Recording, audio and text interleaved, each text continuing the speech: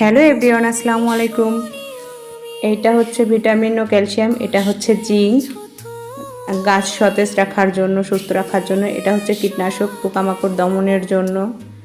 আর এ হচ্ছে পানি, এটা দিয়ে মিক্স করে নিলাম। এখন আমি আমার গাছে স্প্রে করব। এটা হচ্ছে লাউ গাছ, যেটা আমি মাচাতে দিয়েছি। আর নিচে হচ্ছে কুমড়া গাছ, যেটা আমি মিষ্টি কুমড়া গাছ, যেটা আমি মাটি দিয়ে দিব নিচ দিয়ে। তো আমি এই স্প্রেটা প্রতি সপ্তাহে একবার করি। এতে গাছ সতেজ হয় এবং গাছের যে পোকামাকড়গুলো আছে ওগুলো দমন রাখার জন্য।